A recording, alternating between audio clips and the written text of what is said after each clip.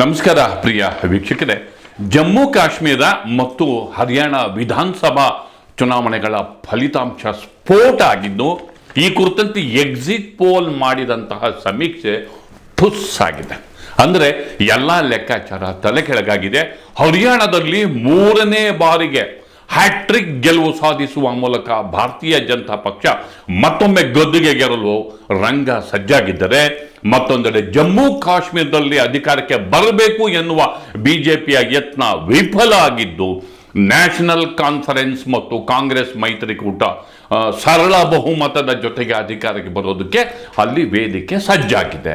ಹಾಗಾದರೆ ಈ ಎರಡೂ ರಾಜ್ಯಗಳು ರಾಷ್ಟ್ರ ರಾಜಕಾರಣದ ಮೇಲೆ ಏನು ಪರಿಣಾಮ ಬೀರುತ್ತೆ, ಈಕ್ವೇಷನ್ಸ್ಗಳು ಹೇಗೆ ಚೇಂಜ್ ಆದವು, ಎಕ್ಸಿಟ್ ಪೋಲ್ ಠುಸ್ ಆಗೋದಕ್ಕೆ ಕಾರಣ ಏನು, ಈ ಬಗ್ಗೆ ಇಂದಿನ ಮಾತು ಮಂಥನ. ಸ್ನೇಹಿತರೆ, ಗೆಳೆಯರೆ, ಮೊದಲಿಗೆ ನಾವು ಹರಿಯಾಣ ವಿಧಾನಸಭಾ ಕ್ಷೇತ್ರದ ಫಲಿತಾಂಶಗಳು, ಈ ಒಂದು ಎಕ್ಸಿಟ್ ಪೋಲಿನ ಲೆಕ್ಕಾಚಾರಗಳು ಹೇಗೆ ಉಲ್ಟಾ ಹೊಡೆದು ಅನ್ನೋದನ್ನ ನಾವು ನಿಮ್ಮ ಮುಂದೆ ಪ್ರೆಸೆಂಟ್ ಮಾಡ್ತೀವಿ.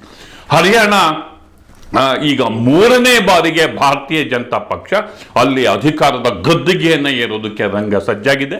2014, 2019 ಮತ್ತು ಈಗ ಮತ್ತೊಮ್ಮೆ ಅಧಿಕಾರಕ್ಕೆ ಭಾರತೀಯ ಜನತಾ ಪಕ್ಷ ಬರ್ತಾ ಇದೆ. ಈ ಬಾರಿ ಮುಖ್ಯಮಂತ್ರಿ ನಯಾಬ್ ಸಿಂಗ್ ಸೈನಿ ಅವರ ಸಾರಥ್ಯದಲ್ಲಿ ಬಿಜೆಪಿ ತನ್ನ ತಂತ್ರಗಾರಿಕೆಯ ಮೂಲಕ ಕಾಂಗ್ರೆಸ್ ಹಣಾಹಣಿಯನ್ನ ಹಿಮ್ಮೆಟ್ಟಿಸಿ ಮತ್ತೊಮ್ಮೆ 3ನೇ ಬಾರಿಗೆ ಗೆದ್ದಿದ್ದು ಒಂದು ವಿಶೇಷ ದಾಖಲೆ ಆಗಿದೆ ಆ ರಾಜ್ಯದ ಮಟ್ಟಕ್ಕೆ. ಹಾಗಾದ್ರೆ ಕಾಂಗ್ರೆಸ್ ಗೆದ್ದು ಬಿಡೋದಲ್ಲ, ಕಾಂಗ್ರೆಸ್ಸಿಗೆ ಏನಾಯಿತು? ಈ ಎಕ್ಸಿಟ್ ಪೋಲ್ ಸರ್ವೆಗಳು ಯಾಕೆ ಉಲ್ಟಾ ಹೊಡೆದವು? ಇಂಥದ್ದೊಂದು ಪ್ರಶ್ನೆ ಎದುರಾಗಿದೆ. ಇಲ್ಲಿ ವಾಸ್ತವವಾಗಿ ಎಲ್ಲರೂ ಕೂಡ ಕಾಂಗ್ರೆಸ್ನ ಪ್ರಚಾರದ ರೀತಿ, ಪ್ರಚಾರದ ಆರ್ಭಟವನ್ನು ನೋಡಿ ಕಾಂಗ್ರೆಸ್ ಪಕ್ಷ ಗೆಲ್ಲುತ್ತೆ ಅನ್ನುವಂತಹ ಒಂದು ಲೆಕ್ಕಾಚಾರವನ್ನು ಮಾಡಿದರು. ಆದರೆ ಬಿಜೆಪಿಯ ಸೋಷಿಯಲ್ ಇಂಜಿನಿಯರಿಂಗ್, ಅಂದರೆ ತಳ ಸಮುದಾಯಕ್ಕೂ ಕೂಡ ಚುನಾವಣೆಗಳಲ್ಲಿ ಆದ್ಯತೆ ನೀಡುವ ಮೂಲಕ ಅವುಗಳ ಮತಗಳನ್ನು ಸೆಳೆಯುವ ತಂತ್ರ ಕ್ಲಿಕ್ ಆಯಿತು. ಜೊತೆಗೆ ಅಲ್ಲಿ ಪ್ರಭಾವಿ ಜಾಟ್ ಸಮುದಾಯ, ಇಲ್ಲಿ ಕಾಂಗ್ರೆಸ್ನ ಹೂಡಾ ಅವರು ಜಾಟ್ ಸಮುದಾಯದ ಒಬ್ಬ ಪ್ರಭಾವಿ ನಾಯಕರಾಗಿದ್ದರು.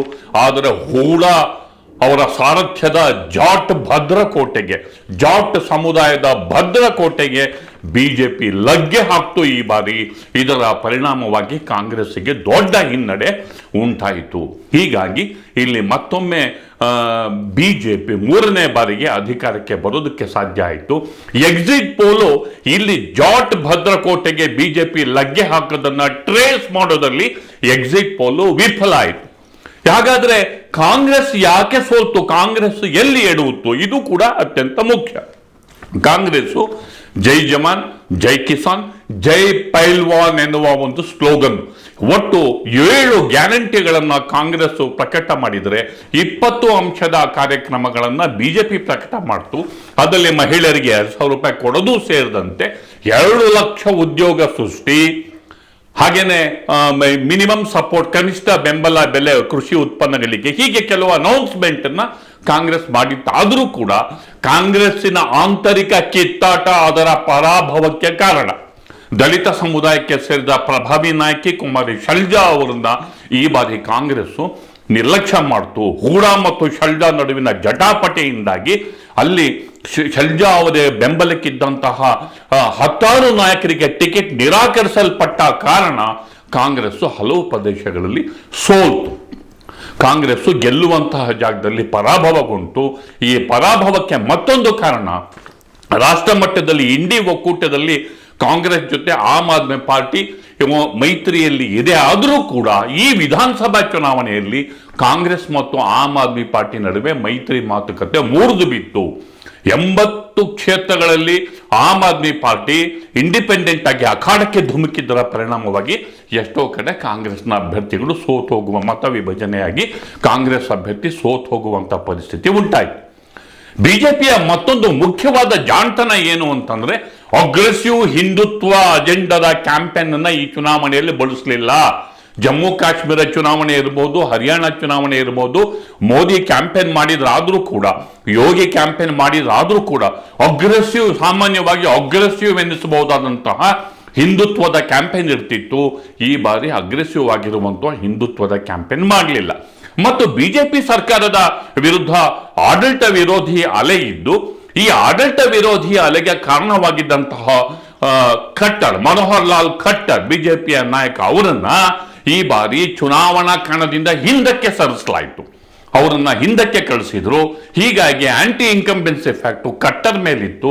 ಆಂಟಿ ಇನ್ಕಂಬೆನ್ಸ್ ಆಡಳಿತ ವಿರೋಧಿ ಅಲೆಯಿಂದ ಬಿಜೆಪಿ ತಪ್ಪಿಸ್ಕೊಂಡು ಸೈನಿ ಅವರ ಸಾರಥ್ಯದಲ್ಲಿ ಬಿಜೆಪಿ ಒಂದು ಸ್ಟನ್ನಿಂಗ್ ಕಮ್ಬ್ಯಾಕ್ ಅಂತೀವಿ, ಒಂದು ದಿಗ್ಭ್ರಮೆ ಸೃಷ್ಟಿಸುವಂತಹ ಎಮರ್ಜು, ಅದನ್ನ ಬಿಜೆಪಿ ಮತ್ತೊಮ್ಮೆ ಉದ್ಭವವಾಯಿತು ಅನ್ನುವ ಶಬ್ದ ಸರಿ ಅಂತ ಅನ್ಸುತ್ತೆ. ಹೀಗಾಗಿ ಇಲ್ಲಿ ಎಲ್ಲಾ ಲೆಕ್ಕಾಚಾರಗಳು ಉಲ್ಟಾ ಹೊಡೆದ್ವು. ಇದು ಹರಿಯಾಣದ ಕತೆ. ಇನ್ನು ಜಮ್ಮು ಮತ್ತು ಕಾಶ್ಮೀರದಲ್ಲಿ ಬಿಜೆಪಿಗೆ ಗೆಲ್ಲೋದು ಪ್ರತಿಷ್ಠೆ. ಒಂದು ದಶಕದ ನಂತರ ಅಲ್ಲಿ ಚುನಾವಣೆ ಆಗ್ತಿದೆ. ಆರ್ಟಿಕಲ್ 370 ಅದು ರದ್ದಾದ ನಂತರ ಅಲ್ಲಿ ಚುನಾವಣೆ ಆಗ್ತಿದೆ.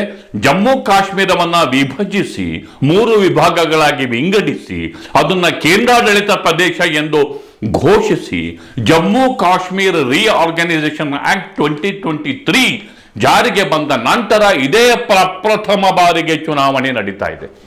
ಚುನಾವಣೆಯ ಫಲಿತಾಂಶ ಏನೇ ಇರಲಿ, ಅಲ್ಲಿ ರಾಜ್ಯದಲ್ಲಿ ಪ್ರಜಾಸತ್ತಾತ್ಮಕವಾಗಿ ಚುನಾವಣೆಯನ್ನು ಘೋಷಣೆ ಮಾಡೋದ್ರ ಮೂಲಕ ಜನರಿಗೆ ಮತದಾನದ ಹಕ್ಕನ್ನು ಕೊಟ್ಟು ಮರಳಿ ಕೊಟ್ಟು ಪ್ರಜಾಪ್ರಭುತ್ವದ ಒಂದು ದೊಡ್ಡ ಹಬ್ಬ ಎಂದು ಬಣ್ಣಿಸಲ್ಪಟ್ಟಂತಹ ಚುನಾವಣೆ ನಡೆಸೋದಿದೆಯಲ್ಲ, ಅದು ಖಂಡಿತವಾಗಿ ಅಪ್ರಿಷಿಯೇಟ್ ಮಾಡುವಂತಹ ಸಂಗತಿ. ಇದರಲ್ಲಿ ಎರಡು ಮಾತಿಲ್ಲ. ಆದರೆ ಚುನಾವಣಾ ಫಲಿತಾಂಶ ಬಂದಾಗ ಇಲ್ಲಿ ನ್ಯಾಷನಲಿಸ್ಟ್ ಕೌನ್ಸಿಲ್ ಕಾನ್ಫರೆನ್ಸ್ ಪಾರ್ಟಿ ಮತ್ತು ಕಾಂಗ್ರೆಸ್ ಈ ಮೈತ್ರಿಕೂಟ ಗಣನೀಯ ಸಂಖ್ಯೆಯಲ್ಲಿ, ಇಲ್ಲಿ ಹೆಚ್ಚು ಸಂಖ್ಯೆಯಲ್ಲಿ ಸರಳ ಬಹುಮತದ ಗಡಿಯನ್ನ ದಾಟಿ ಮುನ್ನುಗ್ತಿರೋದು ನೋಡಿದ್ರೆ ಅಲ್ಲಿ NC ಮತ್ತು ಕಾಂಗ್ರೆಸ್ ಅವರ ಮೈತ್ರಿಕೂಟದ ಸರ್ಕಾರ ಅಧಿಕಾರಕ್ಕೆ ಬರುವುದು ನಿಶ್ಚಿತ ಆಗಿದೆ. ಇಲ್ಲಿ ಎಕ್ಸಿಟ್ ಪೋಲ್ಗಳು ನೆಕ್ ಟು ನೆಕ್ ಇದೆ, ಹಂಗಾಗುತ್ತೆ ಅಂದ್ರೆ ಅತಂತ್ರ ವಿಧಾನಸಭೆ ಆಗುತ್ತೆ ಅನ್ನುವ ಪ್ರಿಡಿಕ್ಷನ್ ಇತ್ತು. ಆದರೆ ಈ ಪ್ರಿಡಿಕ್ಷನ್ ಸುಳ್ಳಾಗಿದೆ. ದೊಡ್ಡ ಸಂಖ್ಯೆಯಲ್ಲಿ ಮತ ಚಲಾಯಿಸಲ್ಪಟ್ಟು ಹೆಚ್ಚು ಸಂಖ್ಯೆಯ ಮತದಾರರು ಸ್ಥಳೀಯ ನ್ಯಾಷನಲಿಸ್ಟ್ ಕಾನ್ಫರೆನ್ಸ್ ಪಾರ್ಟಿಗೆ ಮತ್ತು ಕಾಂಗ್ರೆಸ್ಸಿಗೆ ಒಲಿದಿರೋದ್ರಿಂದ ಅಲ್ಲಿ ಸಹಜವಾಗಿ ಸರಳ ಬಹುಮತವನ್ನು ಪಡೆಯುವ ನಿಟ್ಟಿನಲ್ಲಿ ಆ ಪಕ್ಷ ಮುಂದುವರಿತಾ ಇದೆ. ಇಲ್ಲದೆ ಹೋದರೆ ಭಾರತೀಯ ಜನತಾ ಪಕ್ಷ ಇನ್ನಿತರೆ ಇಂಡಿಪೆಂಡೆಂಟ್ ಪಾರ್ಟಿಗಳ ಸಹಾಯದಿಂದ, PDPಯ ಸಹಾಯದಿಂದ ಅವರು ಅಲ್ಲಿ ಸರ್ಕಾರ ರಚನೆಗೆ ಯತ್ನವನ್ನ ಮಾಡಿದ್ರು. ಹೊಸ ಜಮ್ಮು ಕಾಶ್ಮೀರ್ ರಿಆರ್ಗನೈಸೇಷನ್ ಆಕ್ಟ್ ಪ್ರಕಾರ 5 ಜನ ಶಾಸಕರನ್ನ ನಾಮಿನೇಟ್ ಮಾಡುವಂತಹ ಅಧಿಕಾರ ಲೆಫ್ಟಿನೆಂಟ್ ಗವರ್ನರ್ಗೆ, ಅಲ್ಲಿಯ ರಾಜ್ಯಪಾಲರಿಗಿದೆ. ಒಂದು ಮಹಿಳೆಯರ ಸಂಖ್ಯೆ ಕಡಿಮೆ ಇದೆ ಅಂತ ರಾಜ್ಯಪಾಲರಿಗೆ ಮನವರಿಕೆ ಆದರೆ ಒಬ್ಬ ಮಹಿಳೆಯನ್ನ ಅಥವಾ ಇಬ್ಬರು ಮಹಿಳೆಯನ್ನ ಅಲ್ಲಿ ನಾಮಕರಣ ಮಾಡೋದಕ್ಕೆ ಅವರಿಗೆ ಅಧಿಕಾರ ಇದೆ. ಹಾಗೇನೆ ಕಾಶ್ಮೀರದಿಂದ ವಲಸೆ ಹೋದಂತಹ ವ್ಯಕ್ತಿಗಳಿಗೆ ಇಬ್ಬರನ್ನ ನಾಮಿನೇಟ್ ಮಾಡೋದಕ್ಕೆ ಅವಕಾಶ ಇದೆ. ಪಾಕ್ ಆಕ್ಯುಪೈಡ್ ಕಾಶ್ಮೀರದಲ್ಲಿ ಇರುವಂತಹವ್ರನ್ನು ಅಲ್ಲಿಂದ ಇಲ್ಲಿಗೆ ಬಂದಂತಹವರನ್ನು ನಾಮಿನೇಟ್ ಮಾಡುವಂತಹ ಒಟ್ಟು 5 ಜನರನ್ನ ನಾಮಿನೇಟ್ ಮಾಡುವಂತಹ ಅಧಿಕಾರ ಇತ್ತು. ಅಲ್ಲಿ ನೆಕ್ ಟು ನೆಕ್ ರಿಸಲ್ಟ್ ಬಂದಿದ್ರೆ 5 ಜನ MLAಗಳನ್ನ ರಾಜ್ಯಪಾಲರು ನಾಮಿನೇಟ್ ಮಾಡಿ ಈ ನಾಮಿನೇಷನ್ ಇರುವಂತಹ ಶಾಸಕರ ಮೂಲಕ ಅಲ್ಲಿ ಭಾರತೀಯ ಜನತಾ ಪಕ್ಷ ಅಧಿಕಾರವನ್ನು ಹಿಡಿಲಿಕ್ಕೆ ತಂತ್ರಗಳನ್ನ ರೂಪಿಸಲಾಗಿತ್ತು. ಆದರೆ ಈಗ ಅಂಥ ಪರಿಸ್ಥಿತಿ ಇಲ್ಲ. 5 ಜನ ನಾಮಿನೇಟ್ ಆಗಿರೋರು ನಾಮಿನೇಟ್ ಆದ ನಂತರವೂ ಬಿಜೆಪಿ ಜೊತೆಗೆ ನಿಂತರೂ ಕೂಡ ಅಲ್ಲಿ ಅವರು ಆ ಸ್ಥಾನವನ್ನು ಪಡ್ಕೊಳ್ಳೋದಕ್ಕೆ, ಸರ್ಕಾರ ರಚನೆ ಮಾಡೋದಕ್ಕೆ ಸಾಧ್ಯ ಇಲ್ಲ. ಅಲ್ಲಿಯ ಜನ ಸರಳ ಬಹುಮತದ ಮೂಲಕ ಹಿಂಬಾಗಿಲ ರಾಜಕಾರಣ ಯಾರೇ ಆಗಲಿ ಪ್ರವೇಶಿಸುವ ಯತ್ನವನ್ನ ವಿಫಲ ಮಾಡಿದ್ದಾರೆ. ಹೀಗಾಗಿ ಅದೊಂದು ಲ್ಯಾಂಡ್ ಮಾರ್ಕ್ ಜಡ್ಜ್ಮೆಂಟ್ ಅನ್ನೋದು ಅತ್ಯಂತ ಮುಖ್ಯವಾದಂತಹ ಸಂಗತಿ.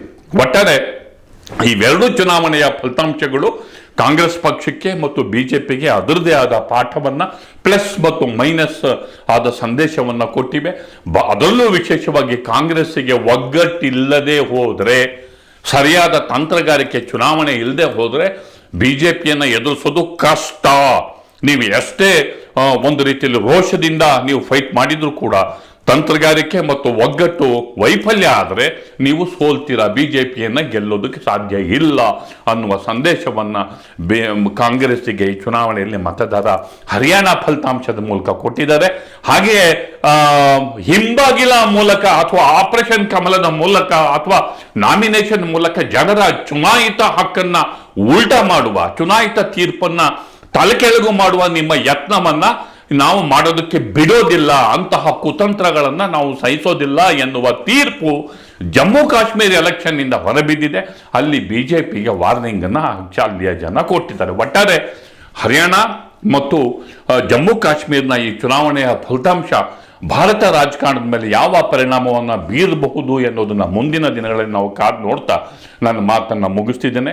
ದಯವಿಟ್ಟು ದಿ ಪೋಸ್ಟ್ ನೋಡಿ, ಲೈಕ್ ಮಾಡಿ, ಶೇರ್ ಮಾಡಿ, ಸಬ್ಸ್ಕ್ರೈಬ್ ಮಾಡೋದಕ್ಕೆ ಮರಿಬೇಡಿ ಗೆಳೆಯರೆ. ನಮಸ್ಕಾರ.